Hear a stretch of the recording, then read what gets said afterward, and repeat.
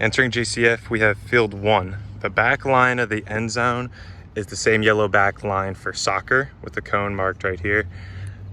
And then the front line is going to be this white and yellow dash line, which is the front of the goal box for soccer as well. And the sideline is just this white line right here. It is not going to be this line over here.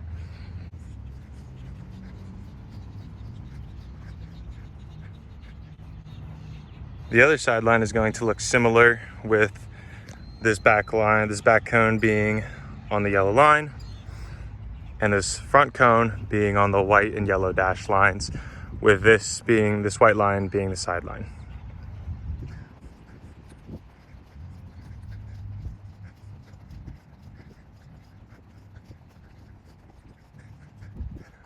This other end zone is set up the exact same, with this front cone being on the white and yellow dash lines, and the back cone is set up on the yellow back line for soccer.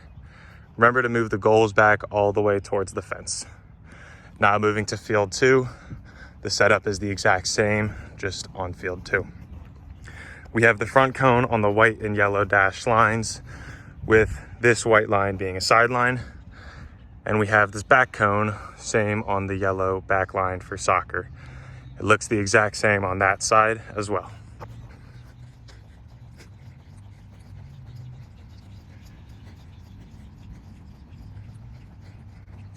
Here's the other end zone for field 2, with front cone being on the same white line for the sideline and the white and yellow dash line as the front line, with the back cone being on the yellow line, the same yellow line for the back line of soccer.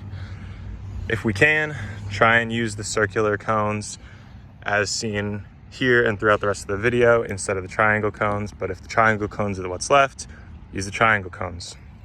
During the game, I tend to set up around the middle over here with 2 scoreboards, watching both sides, keeping score of both, making sure everything is going well. Ultimate is played on a 110-yard field. Each end zone will be 20 yards, and we will use cones to mark off the corners of the end zone. We will play the game with 2 25-minute halves, with no new points starting in the last 2 minutes of either half. Points start with each team on their own goal lines, and the defensive team throws it to the offensive team, which is called the pull. The team with possession of the disc is trying to move it downfield by throwing it to other players on their team. A player with the disc cannot run with it. They must establish a pivot foot, like a basketball player who picked up their dribble. When a turnover occurs, whether it is blocked, dropped, hits the ground, the defense immediately becomes the offense, and the offense immediately becomes the defense.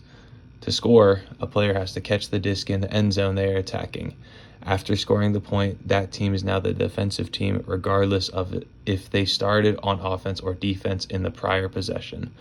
Substitutions can only occur in between points or for an injury. Players cannot sub during the point.